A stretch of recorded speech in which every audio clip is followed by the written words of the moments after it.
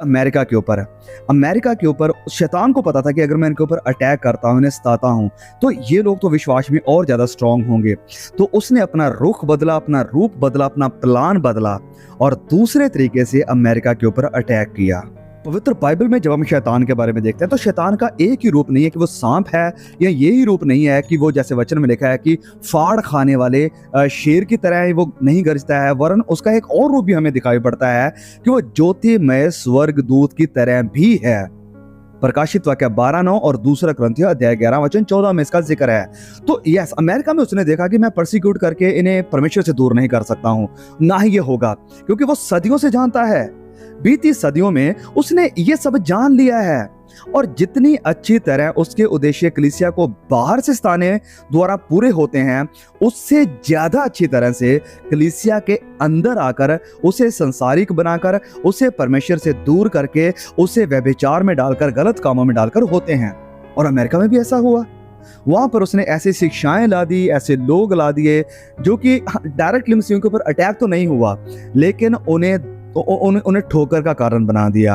वहां पर ऐसे काम हो रहे हैं, ऐसी बुराइयां हो रही हैं, ऐसी गंदगी फैल रही है कि ये लोग अपने आप परमेश्वर से, सच्चाई से दूर हो रहे हैं। आई होप कि आप बात को, मेरे पॉइंट को समझ रहे हैं। और इस कलीसिया में, परगमम में भी शैतान ने बिलाम वाद के द्वारा यही काम किया, बिलाम की शिक्षा के द्वारा। जब हम आगे पढ़ते हैं कि तेरे यहाँ तो कुछ ऐसे हैं जो बिलाम की शिक्षा को मानते हैं, जिसने बालाक को इजरायलियों के आगे ठोकर का कारण रखना सिखाया कि वह मूर्तियों पर चढ़ाई गई वस्तुओं को खाएं और व्यभिचार करें। तो बिलाम की शिक्षा क्या थी? हम अच्छी तरह से बिलाम और बलाक के बारे में जानते हैं। मैंने इसके ऊपर इसी प्रकाशित वाक्य से परगमन की कलीसिया थे एक स्पेशल मैसेज बनाया था, ये वाला। तो आप पूरी डिटेल में अगर जानना चाहते हैं तो प्लीज इस वीडियो को जरूर देखना।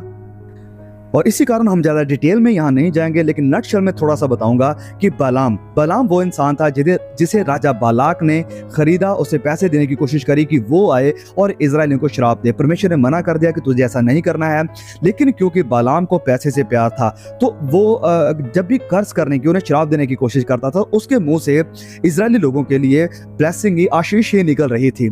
तो क्या होता है कि जब इजरायली लोग को ये लोग बालाम और बलाक श्राप नहीं दे पाते और इजरायली लोग मोआब में आकर रहना शुरू कर देते हैं। मोआब वो शहर था जहां राजा बालाक हुकूमत कर रहा था। तो ये जो बिलाम नबी है, हाँ, ये बात जानने वाली है कि ये जो बिलाम नबी है वो राजा बालाक को सिखाता है कि तुम्हें इनके लिए ठोकर का कारण बनना है। ठोकर का कारण कैसे बनना है वो तुम्हें मैं बताता हूं कि इन्हें उन चीजों के साथ जोड़ दो जिन्हें परमेश्वर ने करने के लिए मना किया है। मूर्तियों के ऊपर चढ़ाई गई वस्तुएं या खाना, और इन्हें व्यभिचार में, सेक्सुअल इमोरलिटी में ले जाओ। और इस तरह से तुम्हें इन्हें श्राप देने की जरूरत नहीं पड़ेगी, परमेश्वर खुद इन्हें सजा देगा, आपको सजा देने की जरूरत नहीं पड़ेगी। और ये सब किसकी गाइडेंस में हुआ? बालाम की गाइडेंस ने। बालाम ने ऐसा करना सिखाया राजा बालाक को। अगर आप इसके बारे में डिटेल में जानना चाहते थे, क्योंकि उस वीडियो में कुछ लोगों ने कहा था कि नहीं भाई, बालाम ने तो श्राप नहीं दिया उस कलीसिया को, तो मैं आपको कहता हूं कि आप प्लीज एक बार प्रकाशित वाक्य अध्याय 2 को भी पढ़े, ये जो वचन अभी हमने पढ़ा, क्योंकि अगर ऐसा हुआ है तो परमेश्वर के वचनों में प्रभु यीशु ने ये बात कही है इस कलीसिया को। और दूसरी बात, ऐसा हुआ है, हमने कहां से जाना है? हमने जाना है नंबर्स, यानी गिनती अध्याय 22 और 24 में इसका जिक्र है। फिर आप जब अध्याय 31 में 31 में आते हैं तो वहां पर आपको पूरा सीन, पूरा सिनेरियो नजर आ जाएगा कि सब क्या हुआ था। तो पूरी स्टोरी को सिर्फ आप चैप्टर 22 और 24 तक ही ना देखें, वरना 31 में आकर देखें, आपको पूरी कहानी समझ में आएगी। और तो ये कारण था जिसकी वजह से इजरायलियों को परमेश्वर ने सजा दी। और जब इस बात को मैं जो समझाने की कोशिश कर रहा हूं कि जब राजा बालाक इजरायलियों को श्राप ना दे सका, नबी बलाम इजरायलियों को श्राप जब ना दे सका, तो इन्होंने फिर दूसरे तरीके से इजरायलियों को खत्म करने की और परमेश्वर से दूर करने की कोशिश करी। और जो उनका दूसरा तरीका था वो कामयाब हो गया। और यही काम यहाँ परगमम की कलीसिया में भी हुआ। यहाँ पर भी ये जो परगमन के लोग थे, मूर्तियों पर चढ़ाई हुई वस्तुएं खाने लगे, व्यभिचार करने लगे, क्योंकि शैतान को इस बात का पता था कि परसिक्यूट करके मैंने आ रहा हूँ, लेकिन इनके ऊपर कोई फर्क नहीं पड़ रहा है, तो क्यों ना अपने इस प्लान को, अपने इस जो स्ट्रेटजी ऐसे चेंज किया जाए। क्योंकि अगर शैतान ने सोचा कि अगर हम इन्हें हरा नहीं सकते हैं तो उनके साथ हम घुल मिल जाएं, और इस तरह से पिछली 20 शताब्दियों से वह इसी चालाकी का, इसी प्लान का कलीसियाओं के साथ यूज करते आ रहा है। मूर्ति पूजा और अनैतिकता यानी व्यभिचार, ये दो ऐसे घिनौने गुनाह हैं जिन्हें परमेश्वर ने पुरानी वाचा में भी दोषी ठहराया था कि ये गलत हैं, गंदे हैं, और इन दोनों पापों को वह आज भी धिक्कारता है, इन्हें गलत बताता है। नई वाचा में ये जो स्टैंडर्ड है ये और भी ज़्यादा हाई हो चुका है, क्योंकि नई वाचा के माप के अनुसार लालची होना, धन दौलत को प्यार करना और किसी इंसान को, किसी स्त्री को या किसी और को प्रभु यीशु से, परमेश्वर से ज़्यादा चाहना, उसे अपना आइडल बना लेना या किसी वस्तु की आराधना करना, ये सब मूर्ति पूजा है। और अपनी आंखों के द्वारा, वचन में जैसे लिखा है कि अपनी आंखों के द्वारा ही किसी औरत को गलत नजर से, किसी ऑपोजिट सेक्स को गलत नजर से देखना, ये भी व्यभिचार ही है। तो यस, ये दो गुनाह आज भी प्रचलित हैं, लेकिन हो सकता है ये उस तरीके से काम नहीं कर रहे हैं जैसे पहले काम करते थे, और हमें बहुत ही सावधान रहने की जरूरत है कि हम किसी इंसान को, हम किसी चीज को प्रभु यीशु की जगह पर ना रखें। कुछ लोगों ने चर्च लीडर्स को ही प्रभु यीशु की जगह पर रख लिया है, कुछ लोगों ने अपने फैमिली मेंबर्स को ही प्रभु यीशु की जगह रख लिया है, कुछ लोगों के लिए उनका काम ही उनका खुदा बन चुका है, कुछ लोगों के लिए धन दौलत पैसा इकट्ठा करना यही उनके लिए खुदा बन चुका है। और अगर ऐसा है तो ये मूर्ति पूजा है, और अगर ये मूर्ति पूजा है तो परमेश्वर इससे नफरत करते हैं। और जहां कहीं भी नई वाचा के इन सिद्धांतों का, नई वाचा में इन मापदंडों का प्रचार नहीं होता है, जहाँ पर नई वाचा की इन सच्चाइयों को लोगों के सामने नहीं रखा जाता है, जहाँ पर सिर्फ परमेश्वर की ही तरफ लोगों को नहीं जोड़ा जाता है, जहाँ पर अपनी उंगली को सिर्फ परमेश्वर की तरफ ही नहीं किया जाता है कि सिर्फ उसकी तरफ देखो, वहाँ पर अनैतिकता, व्यभिचार और मूर्ति पूजा आ जाती है, जिसके कारण कलीसियाएं परगमम के जैसी हो जाती हैं, जो कि प्रभु यीशु को चाहने वाली नहीं, वरन धन दौलत ही को चाहने वाली, पास्टर्स को चाहने वाली, वरन संसारिक वस्तुओं को ही चाहने वाली और अपने सेल्फ को ऊंचा करने वाली, स्वार्थ के लिए सब कुछ करने वाली हो जाती हैं, जहां पर परमेश्वर की और उसकी सच्चाइयों की उन्हें कोई परवाह नहीं रहती है। डॉक्ट्रिन्स की, सिद्धांतों की, प्रभु यीशु से प्यार करने की, प्रभु यीशु की महिमा करने की उन्हें कोई परवाह नहीं होती है। जहां पास्टर्स को ऊंचा उठाया जाता है, मैं ये नहीं, देखिए मेरी इस बात को समझे, कई लोग मुझे गलत समझ लेते हैं, मैं पास्टर्स के खिलाफ नहीं हूं।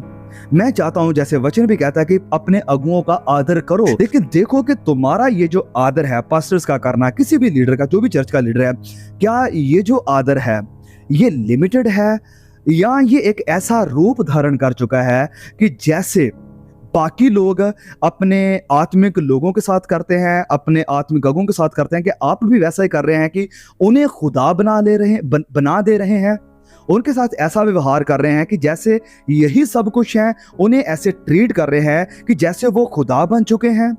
देखिए, परमेश्वर के लोगों का आदर करने में और उनकी वर्शिप करने में बहुत बड़ा फर्क है, और इन दोनों के बीच में, आदर और वर्शिप के बीच का ये जो लाइन है ये बहुत ही हल्का है।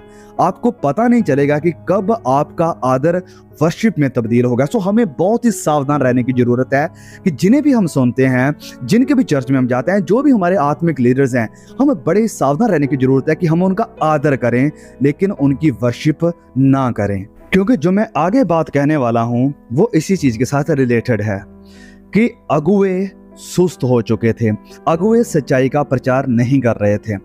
इस परगमन की कलीसिया में क्या कोई एल्डर, क्या कोई चर्च लीडर नहीं था? बिल्कुल था। एंटिपास की डेथ के बाद कोई ना कोई तो होगा जो इस चर्च को लीड कर रहा था, इस चर्च का जो अगुआ था, लेकिन उसने चर्च में ये व्यभिचार, अनैतिकता होने दी, उसने मूर्ति पूजा होने दी। वचन में नहीं लिखा कि जो आपका एल्डर कह रहा है उसकी बात को तुमने नहीं सुना, कि जो एल्डर है चर्च का, जो लीडर है, वो सही जा रहा है, किसी के विषय में कोई अच्छी बात नहीं कही बाद में। मतलब ये कि वो भी इन्हीं सब चीजों में शामिल हो गया था, या उसे कोई फर्क नहीं पड़ रहा है कि कोई क्या कर रहा है, उसे वचन की सच्चाइयों का, वचन के साथ जो लोग कॉम्प्रोमाइज कर रहे थे, उसे इस चीज से कोई फर्क नहीं पड़ रहा था। क्योंकि वो खुद भी कंप्रोमाइज कर चुका था। और यही कारण है मैं सावधान करता हूं कि आज बहुत से लीडर्स भी हैं, बहुत से चर्च पास्टर्स भी हैं, बहुत सारे आज के सो कॉल्ड अपोस्टल्स और प्रॉफिट्स भी हैं जो कि वचनों की सच्चाई के साथ कंप्रोमाइज कर चुके हैं और लोगों को खुद मूर्ति पूजा की तरफ लेकर जा रहे हैं। आप कहेंगे कि क्या प्रॉफिट्स, हमारे नबी, हमारे पापा लोगों को मूर्ति पूजा की तरफ लेकर जा रहे हैं?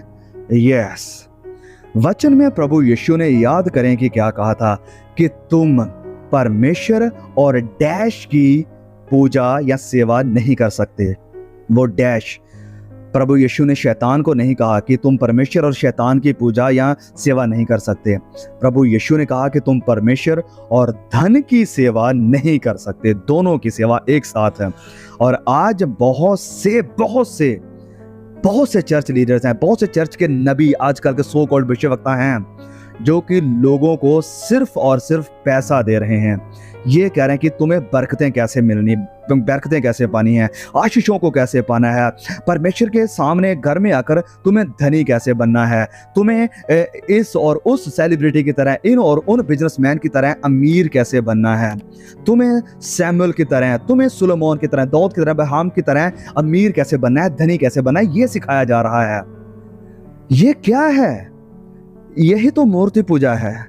जब आप परमेश्वर को छोड़ किसी दूसरी चीजों की तरफ लोगों को लेकर जा रहे हैं, ये मूर्ति पूजा है। और परमेश्वर जो कि हमारा हस्बैंड है, जो कि हमारा दुल्हा है, हम उसे छोड़कर किसी दूसरी चीज के साथ जब जुड़ जाते हैं तो ये भी व्यभिचार है। हम परमेश्वर में खुश नहीं, परमेश्वर में आनंदित नहीं, दूसरी चीजों में आनंद को, खुशी को ढूंढते हैं, तो ये व्यभिचार है। तो इस तरह से मैं कह रहा हूं कि कलीसिया के लीडर्स आज बहुत सारे लोगों को जो कि वचनों की नई वाचा की सच्चाई से वाकिफ नहीं है, उन लोगों को अनैतिकता, व्यभिचार और मूर्ति पूजा की तरफ आज भी चर्च लीडर्स लेकर जा रहे हैं। जैसे कि यहाँ परगमुम का जो लीडर था, जो चर्च एल्डर था, वो भी कंप्रोमाइज कर चुका था। ओके, तो आगे पढ़ते हैं। आगे वचनों में लिखा है, जब हम पढ़ते हैं वचन 15 को, यहाँ पर लिखा है कि तेरे ही वैसे ही तेरे यहाँ कुछ तो ऐसे हैं जो निकोलियों की शिक्षा को मानते हैं।